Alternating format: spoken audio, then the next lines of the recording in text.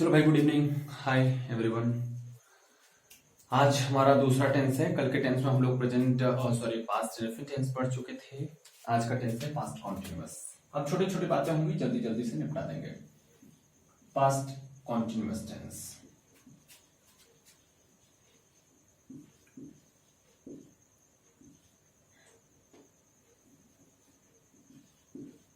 Past continuous tense दूसरा tense है हमारा पास्ट कॉन्टिन्यूअस टेंस। आज इसके बारे में हम लोग चर्चा करेंगे। तो पास्ट कॉन्टिन्यूअस टेंस क्या होता है? पास्ट की कोई ऐसी घटना जो पास्ट में शुरू हो और पास्ट में ही चल रही हो, और आज की बात वो नहीं है। आज की बात वो नहीं है मतलब पास्ट में शुरू हुई, पास्ट में ही चल रही थी, पास्ट में ही खत्म भी हो गई, पता भी नहीं है अभी। हम केवल उसकी जिक्र कर रहे हैं। क्या कह रहा हूं, फिर से बात को सुनना। पास्ट कॉन्टिन्यूअस टेंस क्या होगा? पास्ट में कोई काम चालू होगा, पास्ट में हो रहा होगा, और वो घटना पास्ट में ही खत्म हो गई रही होगी। मतलब जब हम बता रहे हैं तो वो घटना खत्म हो गई थी। जैसे मैं लंदन में पढ़ाई कर रहा था, लंदन में पढ़ाई कर रहा था, मतलब जिस समय ये बात आपको बता रहा हूं उस समय ये काम नहीं हो रहा, बल्कि ये उस समय काम हो रहा था जब मैं उस चीज को भुला चुका हूं या बिता चुका हूं। अर्थात जब मैं लंदन में पढ़ाई कर रहा था, मैं 2013 में मैं लंदन में पढ़ाई कर रहा था, तो 2013 में मैं जब लंदन में पढ़ाई कर रहा था तो वो तो 2013 तो बीत गया, अभी तो 2020 चल रहा है, 2020 चल रहा है। इसका मतलब वो काम उस समय चल रहा था। तो जब कोई काम पास्ट में शुरू हो और पास्ट में ही चल रहा हो, पास्ट में शुरू हो, पास्ट में ही चल रहा हो, और वर्तमान में वो काम फिनिश्ड हो, वो काम फिनिश्ड हो, तो ऐसे कार्यों के लिए, ऐसे हैपनिंग्स के लिए, ऐसे एक्शंस के लिए हम लोग पास्ट कॉन्टिन्यूअस टेंस कहते हैं। क्या कहते हैं? पास्ट कॉन्टिन्यूअस टेंस कहते हैं। अब बात आती है पहचान की। पहचानोगे कैसे वो कौन से वाक्य का है? तो पहचान क्या होगी इसे जरा हम लोग देखते हैं।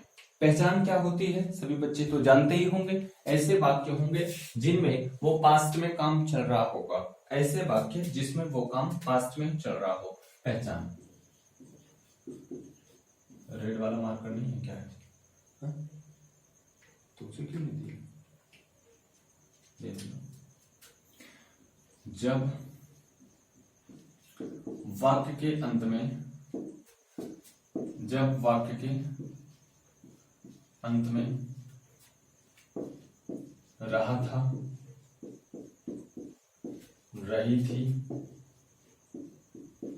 रहे थे इत्यादि, ये सभी शब्द समूह अगर कभी भी आते हैं, कौन कौन से? रहा था, रही थी, रहे थे, ये सब वाक्य में अगर कभी भी आते हैं, ये सब कभी भी अगर वाक्य में आते हैं तो आप उसे पास्ट कॉन्टिन्यूअस टेंस का वाक्य कहोगे। जैसे 2012 में मैं कैम्ब्रिज यूनिवर्सिटी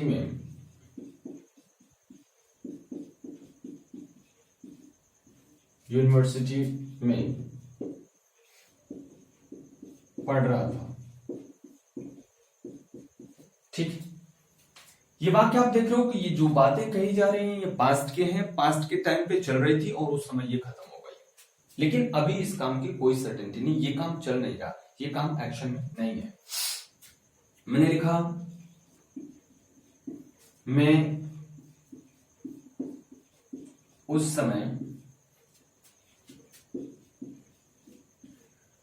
अपनी भाभी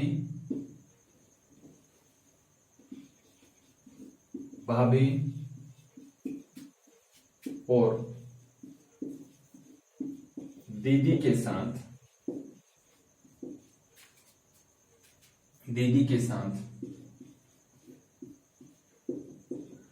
टीवी देख रहा था। टीवी देख रहा था। इन दोनों वाक्यों में आप देखें कि यहां पर रहा था आ रहा है। ठीक है, मैं एक वाक्य और लिखा, प्रिया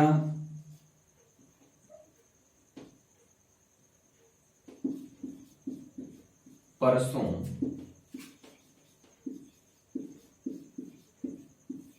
मुझसे आयु से संबंधित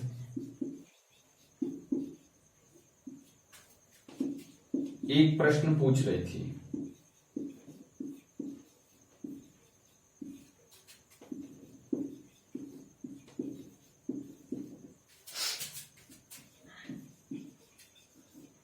सभी पुलिसकर्मी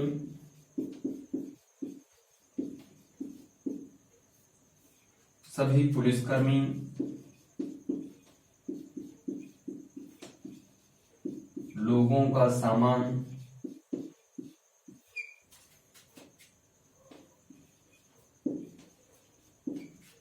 देख रहे थे। आप देख रहे हैं इन वाक्यों के अंत में यहां पर देखिए रहा था, यहां पर रहा था, रही थी, रही थी, ठीक है, और यहां पर रहे थे। ये सभी वाक्य के अंत में आ रहे हैं। अगर ये वाक्यों के अंत में आ रहे हैं तो इससे ये बात पता चल जाती है कि इसमें जो काम कहा जा रहा है वो काम पास्ट में हो रहा था और उस समय ये काम चल भी रहा था और उसी समय ये पास्ट में ही ये काम खत्म भी हो गया है और अब ये काम नहीं चल रहा है। ऐसी बात इन वाक्यों से पता चलती है। तो हमको ये पता चल जाना चाहिए कि ये सेंटेंसेस जो हैं, ये जो सेंटेंसेस हैं, ये कौन से टेंस के हैं? ये पास्ट कॉन्टिन्यूअस टेंस की सेंटेंस है। ये पास्ट कॉन्टिन्यूअस टेंस के सेंटेंसेस हैं। इतनी बात आपको पता चल जानी चाहिए। अब अगर ये बात पता चल जाएगी तो अब बात आती है कि इनके बारे में समझना कि इनको ट्रांसलेट कैसे करेंगे। बेसिक स्ट्रक्चर सेंटेंस का आप जानते ही हो। ये सेंटेंस आप लिख लिया करो, इसका बाद में आप हमको बना करके कॉमेंट किया करो कि इसका, जब आपको सिखा दूंगा कि कैसे बनाते हैं तो इन वाक्यों का आप ट्रांसलेशन करके मुझे कमेंट किया करो ताकि मैं समझूं। दोनों किया करो। पहले हिंदी लिखोगे, आप सब लोग हिंदी में भी टाइप कर सकते हो और इंग्लिश में भी टाइप कर सकते हो। तो हिंदी लिखा करो, उसके नीचे इंग्लिश में लिखा करो, ठीक है। ट्रांसलेशन करने का यही अच्छा नियम होता है कि हिंदी लिखो फिर इंग्लिश लिखो। अगर इंग्लिश टू हिंदी कर रहे हो तो पहले इंग्लिश लिखो फिर हिंदी लिखो, ठीक है। ये बेहतर माध्यम होता है। तो अब बात आती है इसके रूल्स को समझने का। तो आइए इसके रूल्स को देखते हैं, क्या रूल्स इसमें लगाए जाएंगे।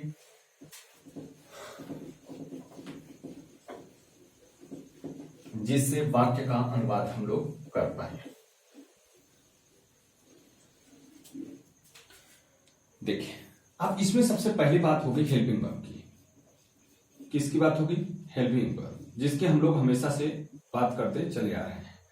तो इसमें हेल्पिंग वर्ब, दो हेल्पिंग वर्ब लगेगी। एक हेल्पिंग वर्ब लगेगी वॉच, और एक हेल्पिंग वर्ब लगेगी वो। ये जो वॉच लगेगी वो सिंगुलर नंबर के सब्जेक्ट के लिए लगेगी। Watch for singular number of subject, singular number of subject. ये सब्जेक्ट के सिंगुलर नंबर के लिए लगेगी। कौन? वॉच किसके लिए लगेगी? सब्जेक्ट के सिंगुलर नंबर के लिए लगेगी। और वर्ब किसके लिए लगेगी? For plural number of subject, ठीक है जी। ये सब्जेक्ट के प्लूरल नंबर के लिए वर्ब लगाएंगे और सिंगुलर के लिए क्या लगाएंगे? वॉच।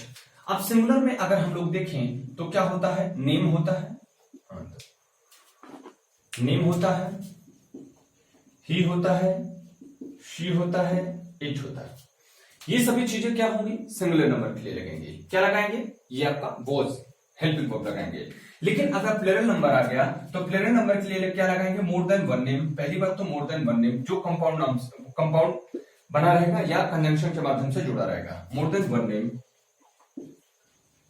वन नेम बना दो, या ही की जगह आई, वी, दे, यू, एक्सेट्रा, ठीक है।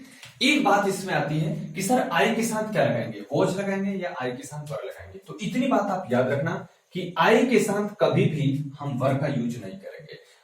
आई के साथ हमेशा और हमेशा क्या यूज किया जाएगा? वॉच यूज किया जाएगा। आई के साथ हमेशा और हमेशा वॉच यूज किया जाएगा, वर्ब यूज नहीं किया जाएगा। जैसे आपको प्रेजेंट कॉन्टिन्यूअस सेंटेंस में सिखाया था, प्रेजेंट कॉन्टिन्यूअस टेंस के सेंटेंसेस में सिखाया था कि यू के साथ सिंगुलर भी होता है, यू प्लूरल भी होता है, आई सिंगुलर भी है, आई प्लूरल भी है, लेकिन कभी भी आई के साथ आप वर्ब नहीं लगाओगे, वॉच लगाओगे। कैसे? जैसे आप यू के साथ हमेशा आर लगाते थे, इज नहीं लगाते थे, एम नहीं लगाते थे। समझ पा रही बात? तो आई के साथ हमेशा क्या लगाओगे? वॉच लगाओगे, कभी भी वर्ब नहीं लगाओगे। अब आपके मन में आ गई सर वर्ब नहीं लगाएंगे, क्यों नहीं लगाएंगे? आप तो बोलते थे हर चीज का मुझसे क्यों पूछा करो, क्यों नहीं लगाएंगे? बताऊंगा। आई के साथ वर इसलिए नहीं लगाते क्योंकि वो बात वहां पर अनफुलफिल्ड डिजायर की करने लग जाती है। अनफुलफिल्ड डिजायर समझ लो, मतलब ऐसी इच्छा जो कभी पूरी नहीं हो सकती। जैसे मैं राजा होता, मैं राजा होता, ये पास्ट की बात है। मैं राजा होता तो पास्ट की बात है, अभी तो तुम हो नहीं इसलिए बोल रहे हो कि मैं राजा होता। तो अगर ये पास्ट की बात है तो आप इसलिए बोल रहे हो क्योंकि ऐसा हुआ नहीं, ये अनफुलफिल्ड डिजायर की बात हो गई। और अगर अनफुलफिल्ड डिजायर की बात हो गई तो वहां पर आप आई के साथ वर ही लगाओगे, वॉज नहीं लगाओगे। अगर अनफुलफिल्ड डिजायर की बात करेगी तो आप वर ही लगाओगे, वॉज नहीं लगाओगे। और अगर वो किसी सेंटेंस को बता रहा है, किसी हैपनिंग्स को बता रहा है, तो वहां पे आप आई के साथ वर नहीं लगाओगे, वॉज लगाओगे। दोनों बातें समझ में आई? तो अब यहां पर मैं नोट बना के लिख देता हूं, in past continuous tense, in past continuous tense only was is used with I, with the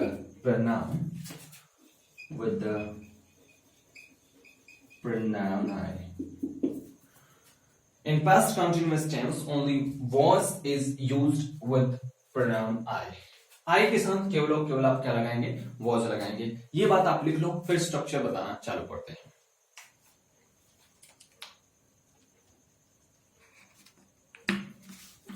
मस्त चल रही एकदम क्लास, एकदम इंटरनेट कनेक्शन बढ़िया है ना, लेकिन डेटा कंजम्पशन बड़ा तेज है इसका। 2-3 क्लास करने में पूरा डेटा खत्म। हाँ, लेकिन ये तो है कि बढ़िया चल रहा है।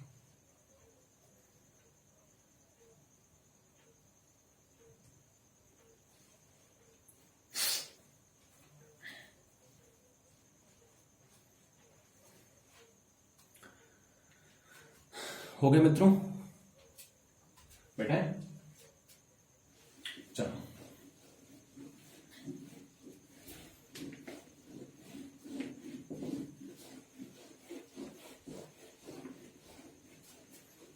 अब देखते हैं सेंटेंस का पैटर्न कैसा होगा, कैसे सेंटेंसेस को हम लोग बनाएंगे।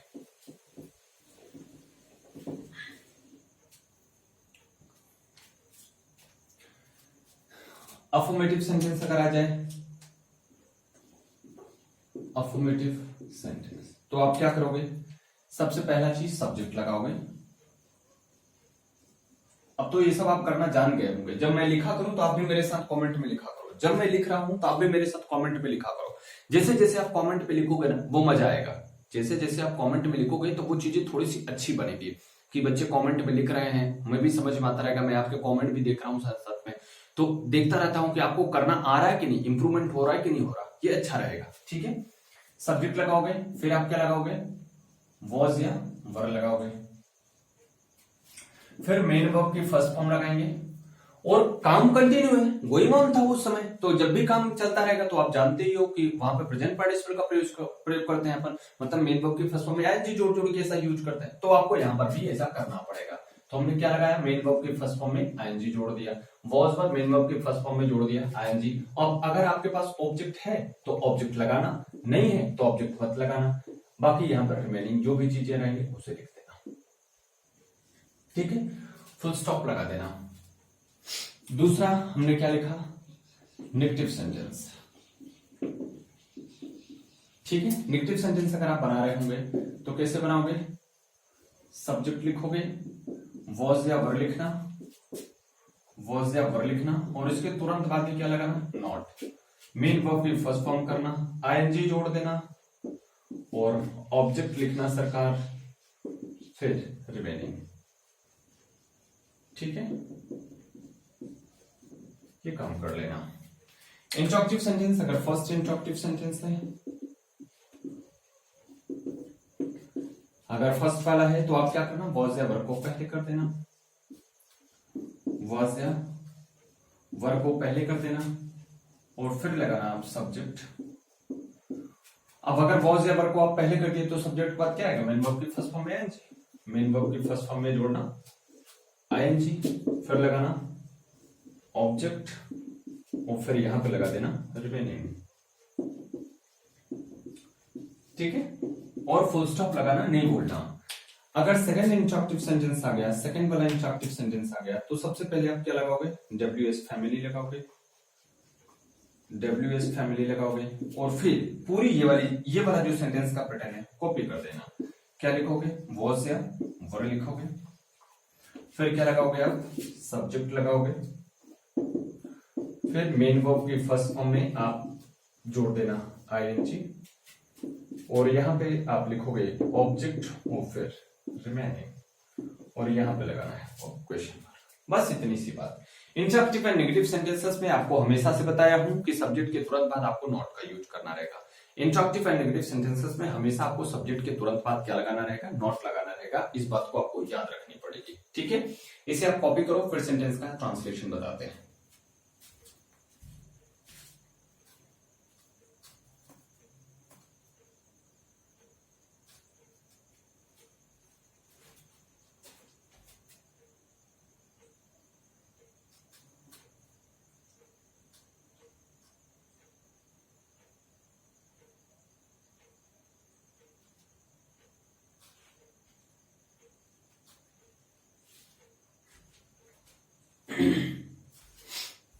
हो गया भैया, चलिए मिटाते हैं।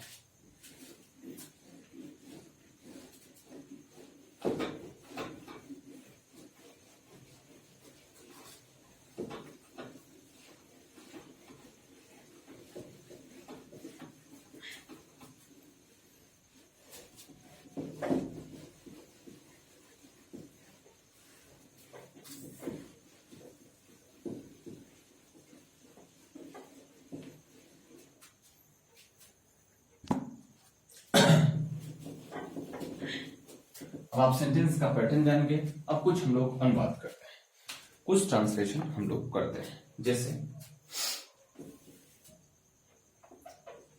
मैं घर में उस समय सो रही थी।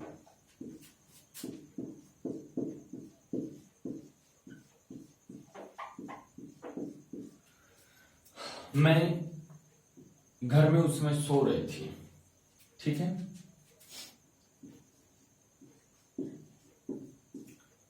पूनम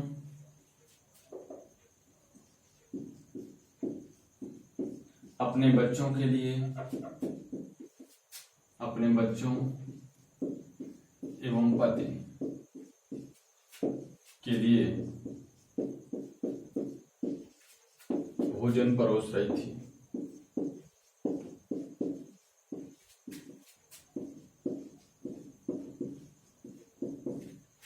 भोजन परोस रही थी।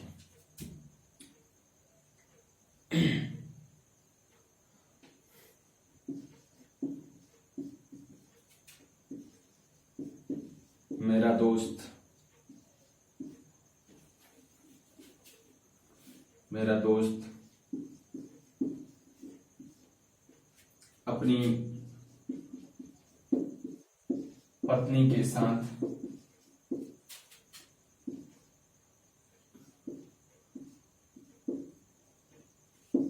उस दिन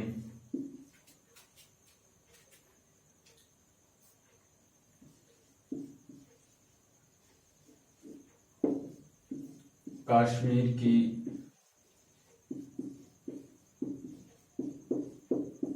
पहाड़ियों पर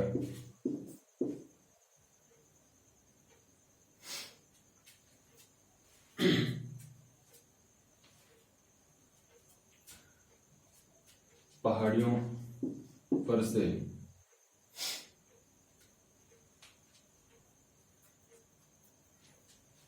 पहाड़ियों पर से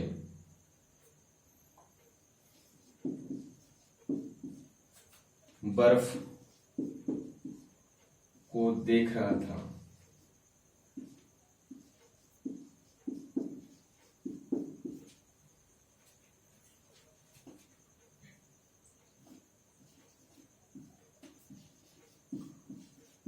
चौदह फरवरी को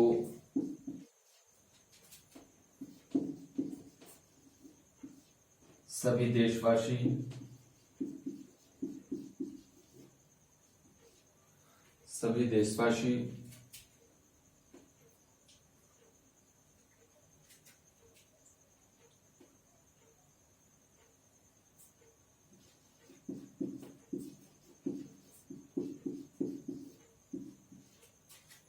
मोमबत्ती जला रहे थे।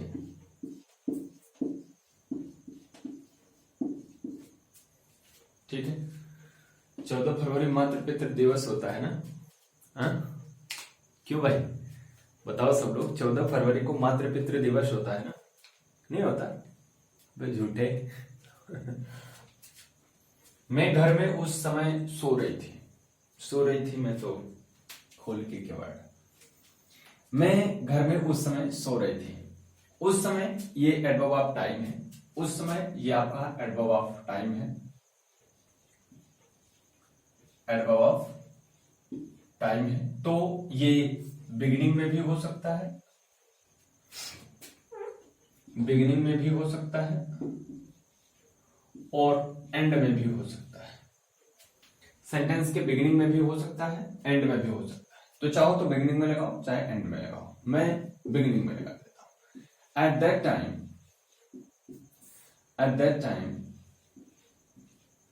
दैट टाइम मैं घर में सो रहा था।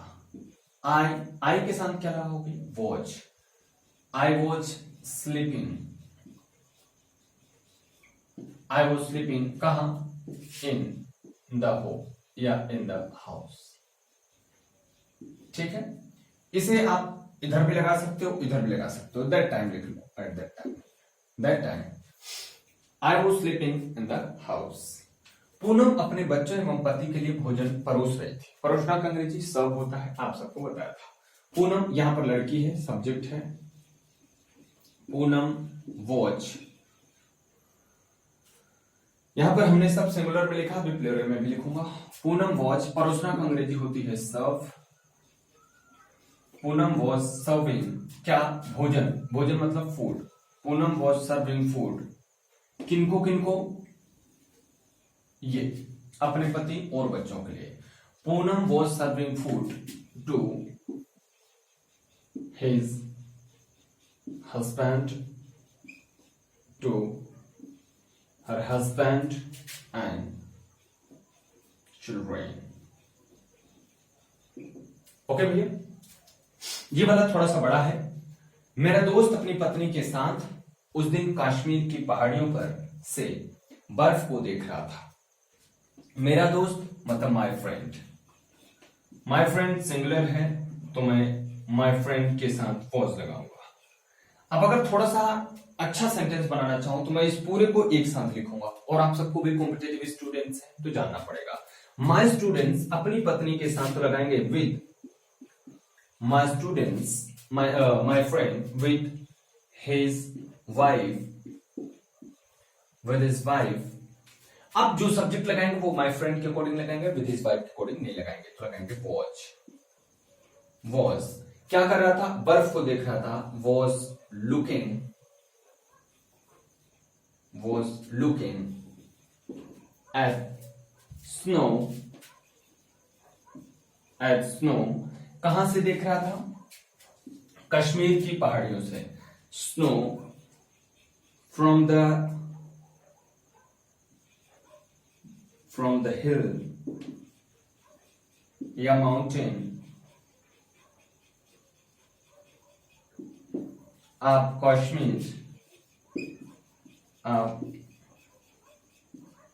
कश्मीर उस दिन मतलब दैट डे।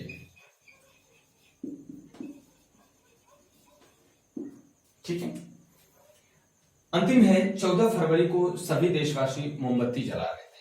14 फरवरी को एडवर्ब ऑफ टाइम है, आप पहले और लास्ट में लिख सकते हैं। सभी देशवासी मतलब all the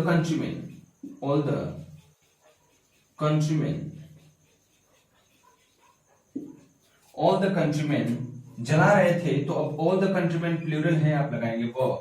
all the countrymen were lighting, lit मतलब होता है जलाना, वो lighting कैंडल्स। कब? 14 फरवरी को। तो लगाएंगे ऑन 14 फरवरी।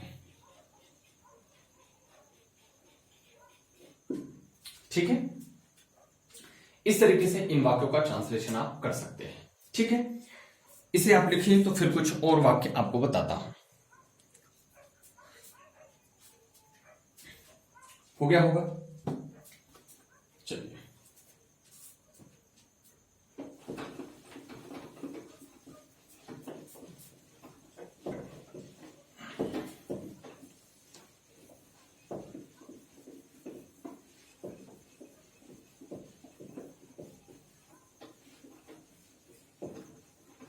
देखो बहुत सारे बच्चे ऐसे हैं जो वीडियो को पूरा देखते नहीं हैं। जब मैं अपलोड कर देता हूं तो बाद में वो डाउनलोड कर लेते हैं और डाउनलोड करके फिर देखते हो। यार इससे कोई फायदा नहीं होने वाला। जब आप डाउनलोड कर लेते हो तो कभी कभी नहीं देखते हो। आप कोशिश किया करो कि मेरे साथ जब मैं लाइव रहा करूं, जैसे मैं इस समय लाइव कर रहा हूं, तभी आप मेरे साथ पढ़ा करो। इसका आपको अच्छा बेनिफिट मिलेगा।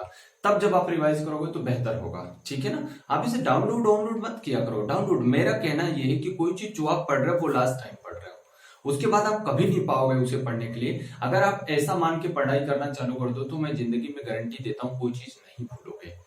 कोई चीज नहीं भूलोगे, ये मेरी गारंटी है। सच कह रहा हूं। आप एक बार अप्लाई करके देखना। बिल्कुल उसी तरीके से जैसे अगर कोई किसी से प्यार कर ले, कोई किसी से पहली बार प्यार कर ले, तो वो पूरी जिंदगी नहीं भूलता। क्यों? वो पूरी जिंदगी नहीं भूलता। क्यों पता? इसलिए नहीं भूलता क्योंकि वो जब पहली बार उसे प्यार होता है तो वो जानता है कि मेरा आखिरी प्यार है, मुझे वो जिंदगी में फिर दोबारा कभी मिलने वाला है ही नहीं। और ये जब वो सोच लेता है तो वो जितने दिन भी वो प्यार करते रहता है, जितने दिन भी वो अपने बिलव से या वो अपने लवर से, लड़की अपने प्रेमी से या लड़का अपने प्रेमिका से जितने दिन भी प्यार करता है, वो पूरी जिंदगी ये मान के करता है कि मुझे दोबारा मिलने वाली नहीं है। वो लड़की ये मान के प्यार करती है कि मुझे दोबारा कभी मेरी जिंदगी में ऐसी खुशी मिलने वाली नहीं है। इसलिए वो दोनों एक दूसरे के प्रेम को कभी भूल नहीं पाते। अरे हम तो आदमी है, हम तो आदमी प्यार करके नहीं भूल पाते। वो तो भगवान कृष्ण के बारे में जरा सोचो, भगवान श्री कृष्ण के बारे में जरा सोचो। जब वो नहीं भूल सकते थे कभी राधा को, राधा कभी कृष्णा को नहीं भूल सकती थी, तो हम लोग तो सिंपल आदमी हैं, हम कैसे भूल सकते हैं? तो ये बात आप याद रखना कि कोई चीज इससे समझ में क्या आती है, हर एक कहानी से बात समझ में आती है कि अगर कोई चीज ऐसा हुआ तो उसे क्या सीख मिली। मैं आपसे बार बार कहता हूं कि आप मुझसे पूछा करो क्यों, क्या सीखे। क्लास ओवर हो, आप अपने आप से पूछो क्या सीखा मैंने आज। तो आपको हमेशा सकारात्मक मिलेगा, हमेशा सकारात्मक चीजें मिलेंगी और आप हमेशा करेज रहोगे आगे और चीजें सीखने के लिए। ठीक है ना? हमेशा नई नई चीजें सीखने को मन करेगा। लेकिन वो बात याद रखना कि अगर पहले प्यार को भुलाया नहीं जा सकता तो इसलिए नहीं भुलाया जा सकता क्योंकि वो हमेशा सोच के चलता है, ये कभी नहीं मिलेगा दोबारा पढ़ने को। तो आप हर चीज ये बात याद रखना कि जो चीज आज आप पढ़ रहे हो वो दोबारा आपको कभी नहीं मिलने वाली, कभी नहीं मिलने वाली, कभी नहीं मिलने वाली। इसे इतनी तल्लीनता से पढ़ा करो, इतने अच्छे से पढ़ा करो कि दोबारा वो चीज मिले ना मिले कोई फर्क नहीं पड़ता, लेकिन वो चीजें याद रहेंगे। हमेशा वो जिंदगी भर याद रहेगा। जैसे ही नाम आएगा, आपको नाम सुनाई दिया, पता नहीं किसका नाम सुनाई दिया, आपको याद आ जाती है अपनी कहानी। तो ऐसे ही जैसे नाम सुनाई देगा पास्ट कॉन्टिन्यूअस टेंस, आपको पूरी कहानी याद आ जाएगी। पहचान क्या है, रूल्स क्या है, कैसे बनाएंगे, क्या क्या सेंटेंसेस होते हैं, कितने कितने गड़बड़ियां हो सकती है, सभी आपके दिमाग में बात आ जाएगी। इस बात का विशेष ध्यान रखना। क्या कहा कि कोई चीज ऐसे इतनी तल्लीनता से पढ़ो कि दोबारा वो चीज पाने वाले नहीं हो। इतनी तल्लीनता से पढ़ो कि दोबारा वो चीज पाने वाले नहीं हो। तो आई होप, आई प्रोमिस कि कभी आप कोई चीज भूलोगे नहीं। ठीक है ना? चलो अब फिर से सेंटेंसेस को करते हैं।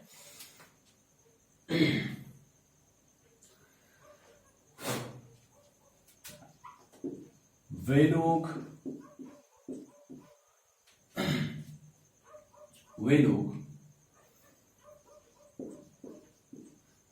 अपने पुराने वस्त्रों को,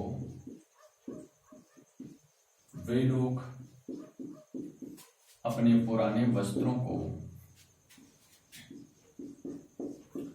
जला रहे थे।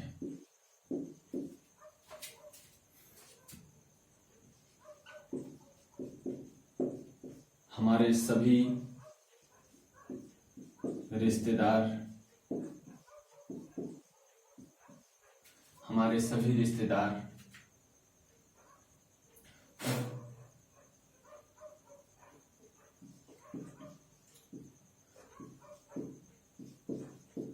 राजनीति पर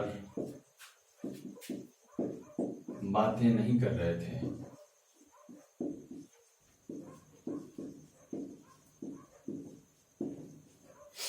हमारे सभी रिश्तेदार राजनीति पर बातें नहीं कर रहे थे। शिक्षकों एवं विद्यार्थियों को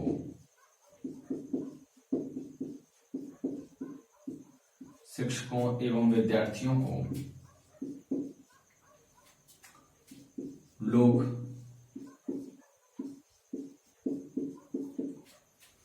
क्यों नहीं समझ रहे थे।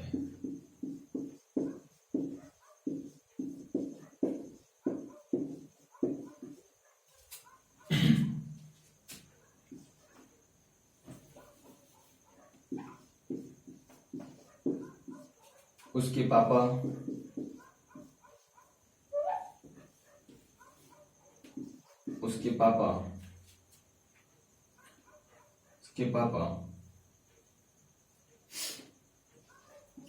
उसे मेरे साथ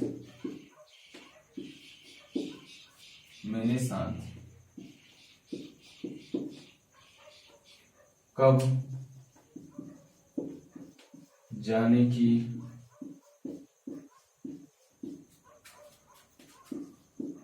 अनुमति दे रहे थे।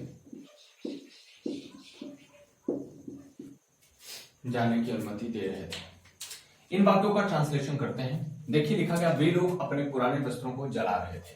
वे लोग मतलब दे। आप दे पीपल भी लगा सकते हो। आपको हर बार बताया हूं कि कैसे इसका यूज होगा, कैसे आप इसे समझोगे।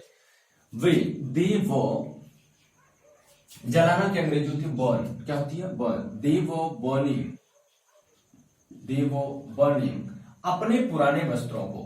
तो ये इसको बताएगा और ये दोनों को कौन बताएगा? अपने बताएगा। तो पहले इनको देखोगे तो बनेगा ओल्ड क्लॉथ्स, और ये ओल्ड किसके थे? अपने मतलब वे लोग, तो देयर हो जाएगा। दे वो बर्निंग देयर ओल्ड क्लॉथ्स। सही है। लिखा गया, हमारे सभी रिश्तेदार राजनीति पर बातें नहीं कर रहे थे। हमारे सभी रिश्तेदार, अगर हम सभी को देखें तो रिश्तेदार को बताएगा, और इन दोनों को मिलाएंगे तो हमारे बताएगा। तो अब कैसे लिखोगे? Are all relatives. और जैसे ही ऐसे लिखोगे ये बात आपकी हो जाएगी गलत, क्योंकि न्यूमरल और पजेसिव अगर दोनों साथ में आते हैं तो वहां पर आपको पहले न्यूमरल लिखना चाहिए, न्यूमरल एडजेक्टिव लिखना चाहिए, फिर पजेसिव लिखना चाहिए। तो ये एक्सप्रेशन आपका गलत हो जाएगा। सही कैसे करोगे? इन न्यूमरल को आप यहां पर और इसको आप यहां पर लिखो। तो लिखोगे ऑल आवर रिलेटिव्स। ठीक है, ऑल आवर रिलेटिव्स। लेकिन देखता हूं बहुत बच्चे, बहुत लोग ऐसे लिख देते हैं our all relatives, our all friends, my all friends. गलत हो जाएगा मेरे भैया। उसे आप कैसे लिखोगे? All our relatives, all my friends, all my students, all his students, ऐसे आप लिखा करो। ठीक है, तो ये बात आपको समझ में आ गई होगी कि कभी भी अगर न्यूमरल एडजेक्टिव और पजेसिव एडजेक्टिव साथ में आ जाए तो पहले आप क्या लिखोगे? पहले आप न्यूमरल लिखोगे, फिर आप पजेसिव लिखोगे। ठीक, आपको प्रोनाउन एडजेक्टिव जो पढ़ाने लगूंगा, सिंटैक्स, पार्ट ऑफ स्पीच, तो वहां पे बताऊंगा। ठीक, अभी मैं इसे सुधार देता हूं। तो मैंने क्या लिखा? All are relatives. इसे रिलेटिव्स नहीं पढ़ते, रिलेटिव्स पढ़ते हैं। रिलेटिव क्या पढ़ते हैं? रिलेटिव्स। All are relatives. अब यहां पर प्लूरल आ रहा है और यहां पर बातें नहीं कर रहे थे, तो आप क्या लगाओगे? वो नॉट बात करना, टॉकिंग, वो नॉट टॉकिंग ऑन पॉलिटिक्स, राजनीति, ऑन पॉलिटिक्स। ठीक है जी। लिखा है, शिक्षकों एवं विद्यार्थियों को लोग क्यों नहीं समझ रहे थे। इंट्रोगेटिव एंड नेगेटिव सेंटेंस है, तो सबसे पहले आप लिखोगे क्यों की अंग्रेजी। क्यों की अंग्रेजी क्या होगी? वाई। तो हो जाएगा वाई वो लोग, ये आपका सब्जेक्ट है। वाई वो पीपल, वाई वो पीपल नहीं समझ रहे थे, तो सब्जेक्ट के तुरंत बाद वाई वो पीपल नॉट, वाई वो पीपल नॉट। समझना का अंग्रेजी understand, why were people not understanding, why were people not understanding, किसको नहीं समझ रहे थे, शिक्षकों और शिक्षार्थियों को या विद्यार्थियों को। why were people not understanding the students, the teachers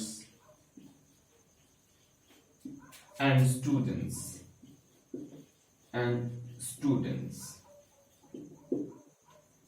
ठीक है। Why were people not understanding the teachers and the students? Next लिखा है उसके पापा उसे मेरे साथ कब जाने की अनुमति दे रहे थे। यहां पर कब आया है, डबल इंटरप्रेटिव सेंटेंस है, तो सबसे पहले आप किसकी अंग्रेजी लिखोगे, कब की। तो कब की अंग्रेजी क्या लिखोगे, when। उसके पापा, अब बेटा उसके कहेंगे तो वो लड़का भी हो सकता है, लड़की भी हो सकती है, आप हिज फादर भी लिख सकते हो, हर फादर भी लिख सकते हो, उसको हिज भी लिख सकते हो, हर भी लिख सकते हो। क्यों? क्योंकि उसकी अंग्रेजी क्लियर नहीं होती कि वो लड़की है कि लड़का। ठीक है, तो उसके पापा, तो हमने लिखा when his या हर, दोनों में लिख देता हूं, when his या father, when his या हर, सॉरी, जब इसे लिखेंगे तो इसके तुरंत बाद मुझे हेल्पिंग वर्ब भी लगाना पड़ेगा। when was his या her father, when was his or her father, अनुमति देना, परमिट भी लगा सकते हैं, अलाउ भी लगा सकते हैं। when was his या her father allowing, किसको, उसे, उसे मतलब his या her, his या her क्या करने के लिए, मेरे साथ जाने का, मेरे साथ जाने का, to go with me, to go with me। क्या लिखा, when was his या her father allowing his या her to go with me। Clear हुई बात। ये आपके सेंटेंसेस थे जिन्हें हम लोगों ने ट्रांसलेट करके देख लिया। तो ये पास्ट कॉन्टिन्यूअस टेंस में ऐसी चीजें होती रहती हैं, ऐसे चीज होते हैं जब हम लोग वहां पर कोई चीज पास्ट में ही चल रही होती है। एक इसका यूज भी आता है, क्या यूज आता है, दो यूज कहते हैं। जब एक काम हो रहा हो और दूसरा काम भी उसी साथ हो रहा हो, जब पास्ट में एक काम हो रहा हो तभी दूसरा काम हो रहा हो, तो भी वहां पे पास्ट कंटिन्यूअस टेंस का यूज करते हैं, एक बात। और दूसरी बात ये कि जब कभी भी गेट, बिकम, ग्रो क्रियाएं ऐसे आए जिसमें उत्तरोत्तर विकास के बारे में बताया जाए, पास्ट में वो उत्तरोत्तर मतलब पारी से सब विकास होता रहे या ह्रास होता रहे, ऐसी बातें अगर बताई जाए तो वहां पर भी अपन पास्ट कॉन्टिन्यूअस टेंस का यूज करते हैं। आप इसे लिखो फिर हम बताते हैं।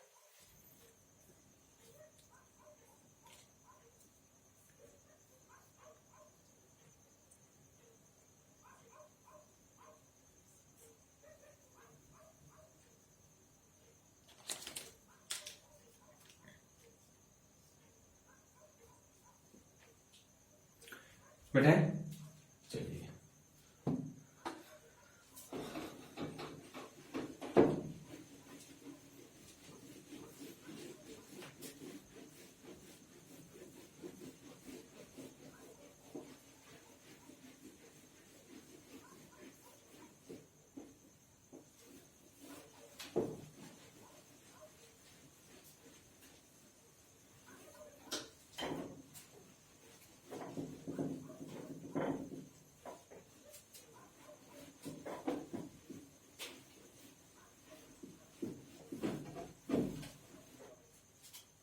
देखिए हमने कहा कि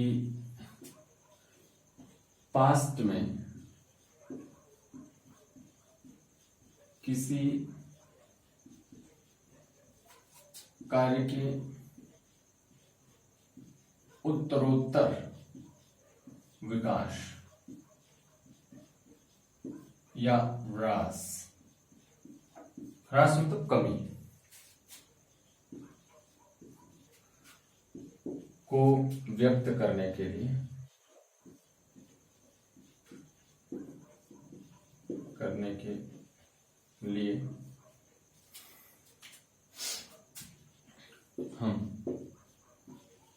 हमें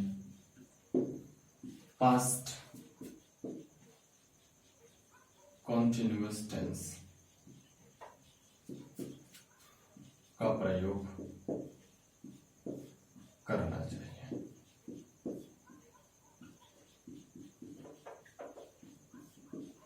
ठीक, जब भी ये कभी भी आएगा तो वहां पे आपको 2-3 वर्ड मिलेंगे। क्या मिलेगा?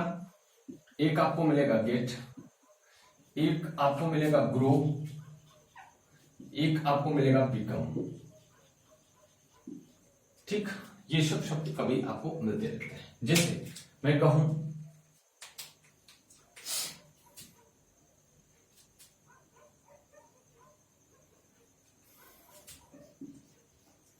he is becoming more and more depressed.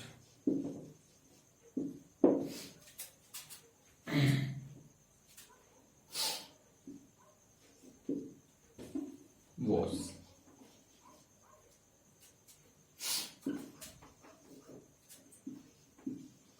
they were growing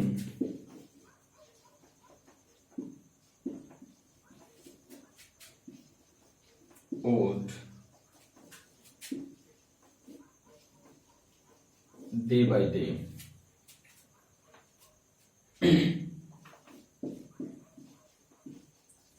It was getting dark.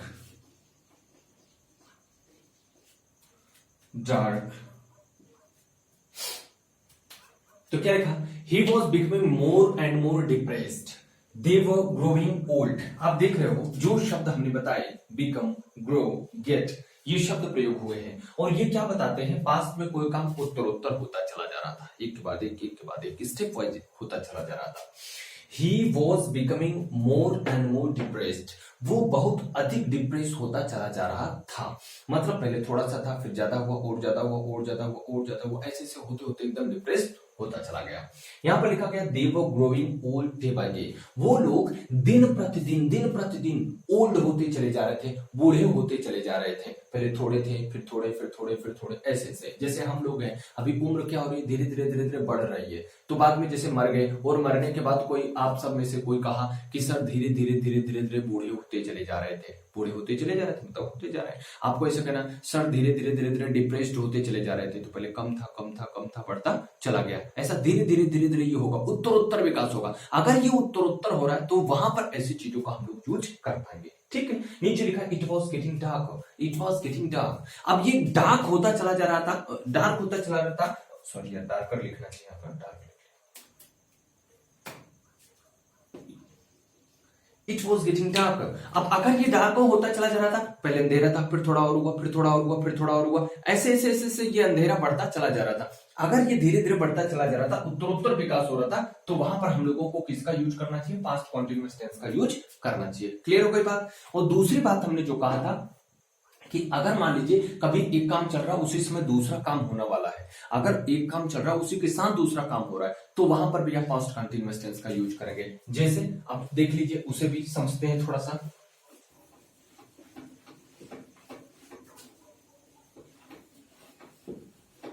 ये आखिरी आर्टिकल है पास्ट कंटिन्यूअस टेंस का। अब पास्ट परफेक्ट टेंस जैसे आएंगे, उससे थोड़े थोड़े बड़े लेक्चर होने लग जाएंगे। हो सकता है कि वो लेक्चर 1 घंटे से पार के भी हो जाए या 1 घंटा का हो जाए, तो ऐसा कुछ भी हो सकता है। चलिए, क्या कहा कि अगर एक काम हो रहा है उसके साथ दूसरा काम हो रहा है, तो भी पास्ट कंटिन्यूअस के साथ पास्ट कंटिन्यूअस टेंस का प्रयोग करेंगे। जब ब्लैक से लिखता हूं,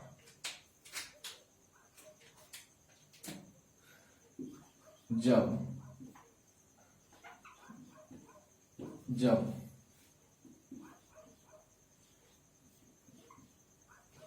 दो काम एक साथ, दो या दो से अधिक, जब दो या दो से अधिक कार्य एक साथ हो रहे हो, जैसे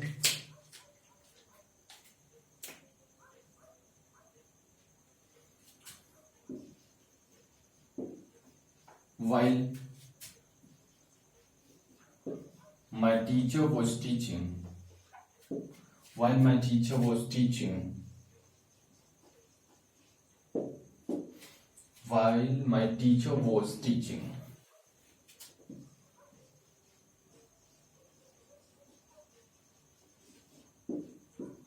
while my teacher was teaching, I was sleeping.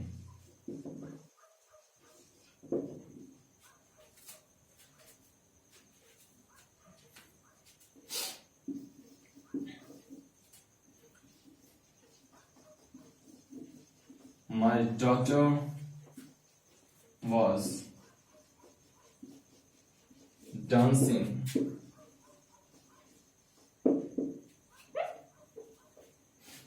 while I was singing a song.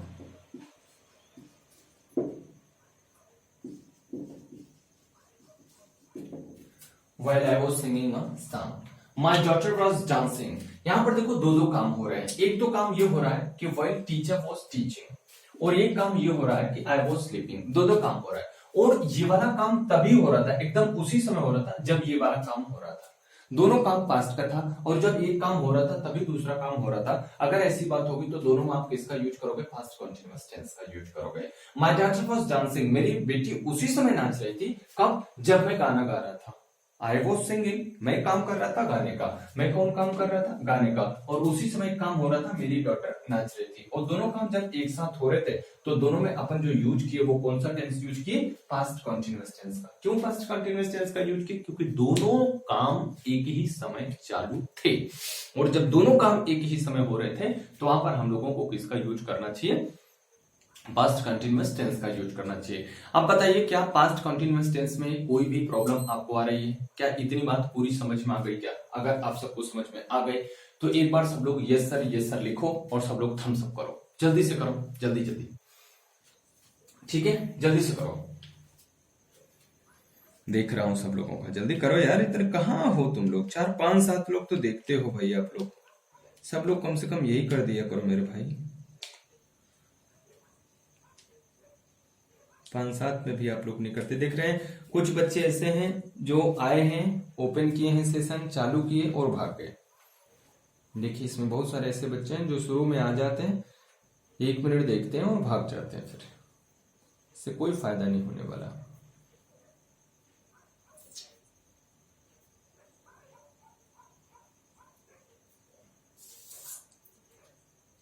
सब लोग यार देखो, सब लोग देखो, रेगुलर देखो। क्या अच्छा नहीं लग रहा क्या पढ़ना? लॉकडाउन में जान रहा हूँ सब लोग उदास हो गए हो, मन नहीं कर रहा पढ़ने पढ़ाने का, लेकिन आप अगर मैं मेहनत कर रहा हूँ तो आप लोग पढ़ो। आप लोग घर पे मेहनत करो बेटा, इसे देखो पढ़ो। ये तो ऐसी चीजें हैं जो हर एक बंदे को जरूरी है। किसी को भी भेजो और उससे बोलो कि ये वीडियोस देखो, आप उसके लिए फायदा होगा, चाहे वो शहर में है चाहे वो कहीं भी है। क्यों? क्योंकि हर एक जगह इंग्लिश जरूरी है और इंग्लिश की डिमांड है। याद रखना, जो आप लोग ये सोचते हो कि इंग्लिश कठिन है, नहीं पढ़ेंगे तो बेड़ा पार हो जाएगा, बेकार हो जाओगे। अच्छे आने वाले समय में अगर आप किसी अच्छे स्कूल में अपने बच्चों का एडमिशन कराना चाहते हो तो नहीं करा सकते। मुंबई वगैरह में देखो, आप अच्छे स्कूल में अगर एडमिशन, अच्छे क्या किसी भी स्कूल में अगर एडमिशन कराना चाहते हो, अगर पेरेंट्स आपके ग्रेजुएट नहीं है और इंग्लिश की उन्हें जानकारी नहीं है, उनका एडमिशन अच्छे स्कूल में नहीं होगा, वो नगर पालिका वाले में होगा। फिर जाओ सरकारी स्कूल में पढ़ो।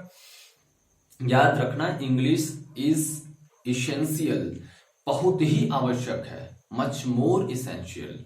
तो इंग्लिश आपको सीखना ही सीखना है, चाहे जैसे सीखो आप, चाहे उसे अच्छे से सीख लो, चाहे बुराई से सीख लो, कैसे भी सीखो, लेकिन सीखना पड़ेगा आपको अंग्रेजी। तो आप याद रखना ये चीजें, आप जितना अधिक से अधिक लोगों को पता चलेगी उतने अधिक से अधिक लोग आपसे बात करेंगे और आप भी बोलना जान जाओगे। जरा आप मुझे बताना कि अमेरिका में या लंदन में या बाहर गांव में जितने भी लोग अंग्रेजी बोलते हैं, क्या उन्हें ये ग्रामर पढ़ाया जाता है? क्या नहीं? क्या आप हिंदी बोलते हो तो क्या आपको हिंदी की ग्रामर पढ़ाई गई थी? क्या बचपन में नहीं पढ़ाई गई? अपन बोलना जान के। क्यों? क्योंकि सभी वो बोलते हैं। मम्मी भी बोलती थी, पापा भी बोलते थे, बुआ भी बोलती थी, दीदी भी बोलते थे, भाभी भी बोलती थी, सभी लोग हिंदी बोलते हैं। अपन क्या सीख जाते हैं? हिंदी बोलना। बिल्कुल वैसे ही जैसे घर में बच्चा पैदा होता है वो ठेठ बोलना चालू करता है, लेकिन जैसे घर में बच्चा पैदा होता है वो शहर में रहता है वो ठेठ नहीं बोलता। क्यों? क्योंकि वहां के हर एक लोग स्टैंडर्ड लैंग्वेज बोल रहे होते हैं, स्टैंडर्ड हिंदी बोल रहे होते हैं, तो वो खड़ी हिंदी सीख जाता है। और हमारे गांव में क्या होते हैं, हम ठेठ बोल रहे होते हैं, तो हमारे बच्चे क्या सीखते हैं, ठेठ हिंदी सीखते हैं। बिल्कुल यही रूल अप्लाई होता है बाहर गांव में। जब हम विदेश में देखते हैं, बच्चा पैदा हुआ, मम्मी भी इंग्लिश बोल रही है, पापा भी इंग्लिश बोल रहे हैं, बाहर के सभी लोग इंग्लिश बोल रहे हैं, तो फिर बेबी क्या बोलेगा? फिर बेबी क्या बोलेगा? वो भी इंग्लिश बोलेगा, जाहिर सी बात है। तो किसका प्रभाव पता चला? क्या सीखा आपने? सीखा हमने ये कि जब हमारे आस पड़ोस के सभी लोग जो चीज कर रहे होंगे वो हम खुद ही करने लग जाएंगे, वो हम खुद ही करने लग जाएंगे। तो अगर सब लोग इंग्लिश बोलना चालू करेंगे तो आप भी इंग्लिश बोलना चालू करोगे, और सब इंग्लिश बोलना तब चालू करेंगे जब सब सीखेंगे, और सब तब सीखेंगे जब आप लोगों के पास तक वीडियोस पहुंचाओगे। अब ये मत सोचना कि मेरी ही वीडियो पहुंचानी है, किसी की भी वीडियो पहुंचाओ।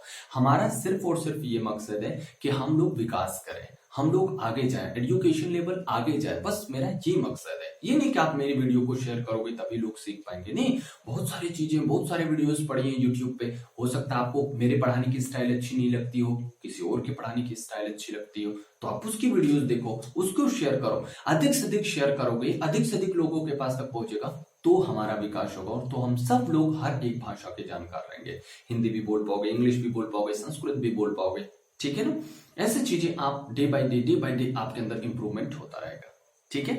तो आशा करता हूं कि आप सब आज कुछ अच्छा सीखे होंगे। आज की क्लास में यही तक रखूंगा, फिर मिलता हूं आपसे अगली क्लास में अगले पास्ट परफेक्ट टेंस के साथ, ठीक है। तब तक आप अपना ध्यान रखना, जो मैंने बातें बताई हैं उसे अपने जहन में उतार लेना और उसे इंप्लीमेंट करने की कोशिश करना। मिलते हैं अगले वीडियो में, तब तक के लिए अपना ध्यान रखें। Take care, thank you, bye bye, good night.